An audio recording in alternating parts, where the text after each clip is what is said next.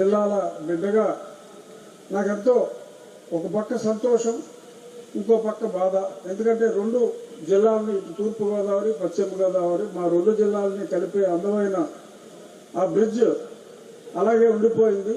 ఆయన విజన్ నిజమై ఉంటే అరే ఎంత బాగుండేది అంటే, ఆలస్యం అయినందుకు మరి నిర్దయులైన ఈ ప్రజలు తీసుకున్న దరిద్రపు నిర్ణయానికి మరి మా రెండు జిల్లాల మధ్యన వంతెన అలా అయింది.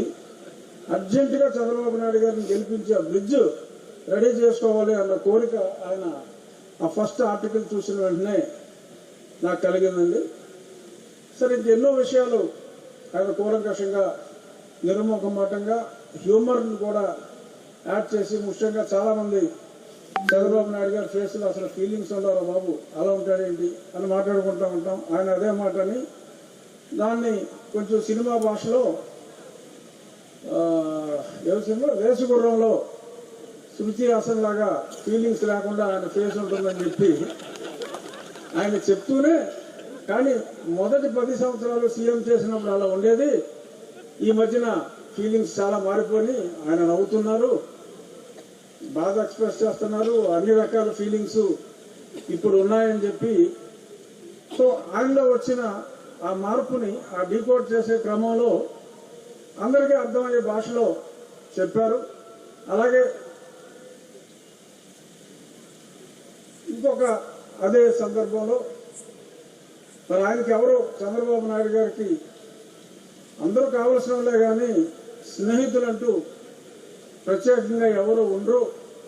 మరి శ్రీశ్రీ మహాకవి శ్రీశ్రీ చెప్పినట్టు, నిన్ను నిన్నుగా ప్రేమించుటకు, నీకోసమే జీవించుటకు తోడొకరుండిన అదే భాగ్యము, అదే స్వర్గము అని ఉన్నప్పటికీ కూడా ఆయనకి ప్రత్యేకంగా ఏ ఒక్కరూ లేరు.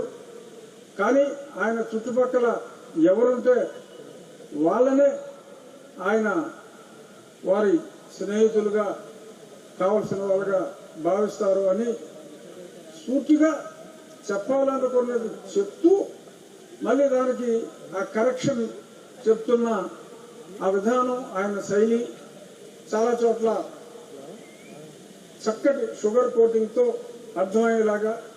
మనందరికన్నా ముందు చంద్రబాబు నాయుడు గారి పుస్తకం చదివితే, రామారావు ఇంకా ఇంకా చదివారా, మొత్తం చదివారని చెప్పారా? ఇంకా ఇంకా ఇంకా గొప్ప చంద్రబాబు నాయుడు గారిని మనం చూస్తాం. ఆయన ఎంత శ్రామికుడో. 2000 సంవత్సరంలో విజన్ 2020 అంటే, ఆ విజన్ అంటే మీనింగ్ పిచ్చివాడి స్వప్నం అని చాలా మంది మాట్లాడారు. కానీ ఇందాక నేను ఇక్కడికి వచ్చినప్పుడు ఒక గేట్ మిస్ అయ్యి మళ్ళీ గచ్చిబౌలి దాకా వెళ్ళి వెనక్కి వచ్చా. ఈ మధ్యన కొన్ని ప్రత్యేక పరిస్థితుల్లో హైదరాబాద్లో కూడా నేను ఎక్కువగా లేను, ఇక్కడ కూడా ప్రజాస్వామ్యం వచ్చాక మళ్ళీ ఇక్కడికి ఎక్కువ వస్తున్నా. ఈ ఏరియా అంతా చూసా. ఈ ఏరియా అంతా చూస్తే చంద్రబాబు నాయుడు గారికి చెయ్యెత్తి నమస్కారం పెట్టుకున్నా. విజన్ అంటే ఇదిరా అని. అరే ఎంత మార్పు! నేను మొన్నే హైదరాబాద్ కూడా పెద్దగా రాలేక, ఆంధ్రాకి వెళ్ళలేక అమెరికా వెళ్ళా కొద్ది రోజులు. అక్కడ అమెరికాలో నేను చూసిన దానికన్నా ఇక్కడ ఈ హైటెక్ సిటీ, ఈ సైబరాబాద్ అంటే మరి ఆయన లేట్ 90s మరి ఆయన చేపట్టిన, ఆర్ మిడ్ 90s చేపట్టింది. ఈరోజు చూస్తే మరి ఏ అమెరికా నగరానికి కూడా, అమెరికాలో ఏ నగరానికి కూడా తగ్గని రీతిలో మరి ఇంత విజన్ని ఆయన ఊహించగలిగారంటే, అటువంటి నాయకుడు మనకు కావాలి.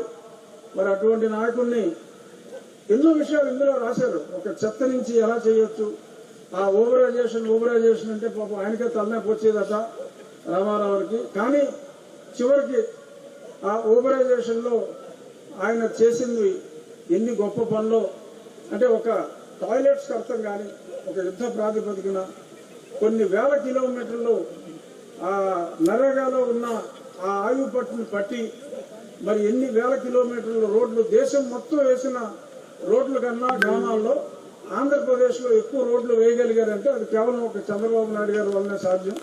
అలా ఎన్నో ఆ చెత్త నుంచి మెన్యూర్ చేయటం కానీ ఎన్నో విషయాల్ని మనకు ఒక కొత్త చంద్రబాబు నాయుడు గారిని ఆవిష్కరించిన అత్యుత్తమ పుస్తకం డీకోడింగ్ ది లీడర్ అనే ఈ పుస్తకం.